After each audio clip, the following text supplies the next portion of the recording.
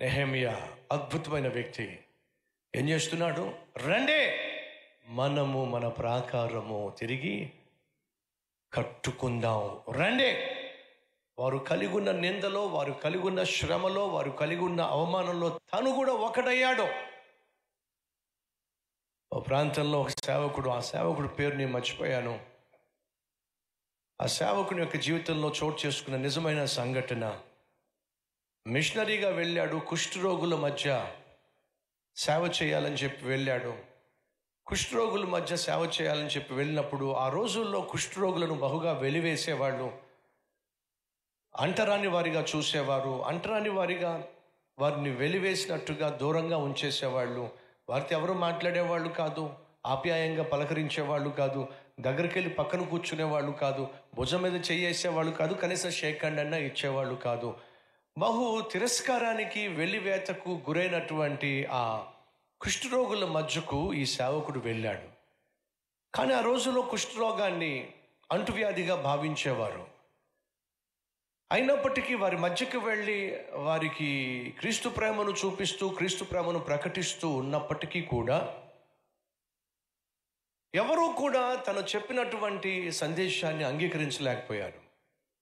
తనకున్న ఒక భయం ఏమిటయ్యా అంటే, వీళ్ళకున్న కుష్ఠరోగం నాకు వచ్చేస్తుందేమో అని చెప్పి ఆ భయం లోపల ఉండిపోయింది.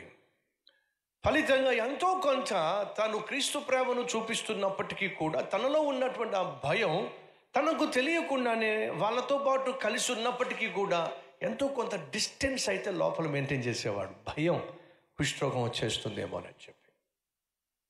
తను ఎంత సువార్త ప్రకటించినా వాళ్ళు వినలేదు, అర్థం చేసుకోలేదు, అంగీకరించలేదు. ఇక అతను విసిగిపోయి, వేసారిపోయి, ఇక వాళ్ళ దగ్గర నుంచి వెళ్ళిపోతే బెటరు, ఎందుకంటే ఎంత ప్రయాసపడుతున్నా వీళ్ళు నన్ను అంగీకరించట్లేదని చెప్పేసి అతడు ఇక వాళ్ళందరికీ సెలవు తీసుకుని, వాళ్ళందరి దగ్గర సెలవు తీసుకుని తన దేశానికి తను వెళ్ళిపోతున్న సమయంలో ఎందుకో తన చేతు వేలుల్లో స్పర్శ లేకుండా కనిపించింది.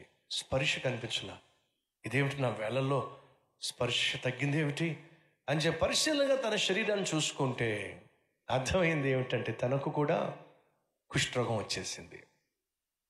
ఏదైతే నాకు రాకూడదని చెప్పి భయపడ్డానో అదే నాకు వచ్చేసింది. ఇప్పుడు కుష్ఠరోగిగా తిరిగి నా దేశం వెళ్ళడం కంటే కుష్ఠరోగిగా వాళ్ళ మధ్య ఉండి సేవ చేస్తేనే నా జీవితం సార్థకం అవుతుందని చెప్పి తను తిరిగి వెళ్ళినప్పుడు వాళ్ళందరూ ఆశ్చర్యపడ్డారు. ఆశ్చర్యపడ్డమే కాకుండా అతను మాట్లాడుతూ ఒక మాట అన్నాడు, నా తోటి కుష్ఠరోగంతో బాధపడుతున్న సహోదరులారా, సహోదరిలారా అన్నాడు.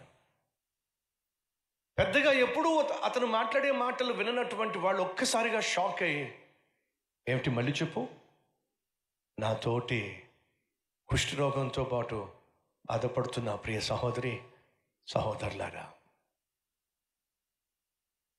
ఈరోజు నేను కూడా మీలో ఒకడిని.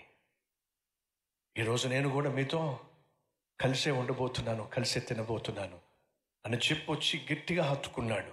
ఒక్కొక్కరిని హత్తుకున్నాడు. వాడికి ఏం అర్థం కాల. అంతకుముందు మా దగ్గరికి రావడానికి భయపడిన ఈ వ్యక్తి కాస్త ఒక్కొక్కరిని హత్తుకుంటున్నాడు. ఏమైంది చెప్తున్నాడు, ఈరోజు నేను కూడా మీతో పాటు మీలో ఒకడిని, ఎందుకంటే నేను కూడా కుష్ఠి రోగిని.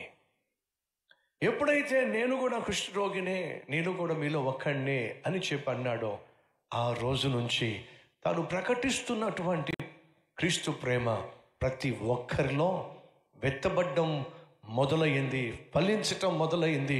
తను ప్రారంభించిన ఒక చిన్న సంఘం కాస్త ఊరంతటి చేత నింపబడింది. ఈ సహోదరులు 2000 సంవత్సరాల క్రితము ప్రభు అయిన యేసుక్రీస్తు కూడా ఇదే చేశాడు. ఏమిటది? నువ్వు నేను పాపిష్టి వారిగా పాపిష్టి జీవితం జీవిస్తూ దేవునికి దూరం అయిపోయి శపితమైన జీవితం జీవిస్తున్నప్పుడు ఆయన దేవుడిగా దిగొచ్చినట్లయితే మనం ఆయన అర్థం చేసుకోలేమని చెప్పి నీ వలే నా వలే మనిషిగా ఈ భూమి మీద జన్మించాడు, పరిశుద్ధాత్మ ద్వారా జన్మించాడు. పాపము ఎరుగనటువంటి దేవుడు నీ కోసం నా కోసం మన రూపంలో దాసుని స్వరూపం ధరించి తన మహిమను విడిచిపెట్టి ప్రత్యక్షమయ్యాడు. కారణం తెలుసా? మనలో ఒకడు కావాలని. మన బాధను, మన కష్టాన్ని, మనకున్నటువంటి సమస్త శోధనలను తాను కూడా భరించటానికి, అదే సమయంలో తన కుమారునిగా కుమార్తెగా నన్ను అంగీకరించటానికి తాను నీ తరఫున నా తరఫున నీకు నాకు రావలసిన శిక్ష అంతా తన మీద వేసుకొని సిలువలో ప్రాణం పెట్టాడు. ఆయన ఎక్కడో కూర్చొని అలా చేయండి ఇలా చేయండి అని చెప్పలేదు, కానీ మన మధ్యకే దిగొచ్చి మనలో ఒకటిగా సంచరించాడు. ఎందుకని? ఆయనను అంగీకరిస్తామని. తన ప్రేమను మనకు చూపించాడు. ప్రాణాన్నే సిలువలో బలిపెట్టి మరీ తన ప్రేమను మనకు చూపించాడు. సహోదరి సహోదరులు, నెహెమ్యాలో యేసుక్రీస్తుని మనం చూడొచ్చు. మనకు కలిగిన శ్రమ చూడండి, మనం కలిగి ఉన్న ప్రాకారం ఎలా కాలిపోయినాయో తగలడిపోయినాయో చూడండి, మనం ఏ రీతిగా నిందను భరిస్తున్నామో అర్థం చేసుకోండి. మనము మనము మనము మంచి మాట ఎప్పుడు మీరు మాట్లాడుతున్నా సరే నేను నేను అనే మాట తగ్గించండి. ప్రపంచంలో మీకు తెలుసో లేదో, ప్రపంచంలో అత్యధికముగా పలకబడే పదము ఏంటో తెలుసా మీకు? Any idea? తెలుసా అండి? ప్రపంచంలో అత్యధికంగా పలకబడేటటువంటి మాట నేను.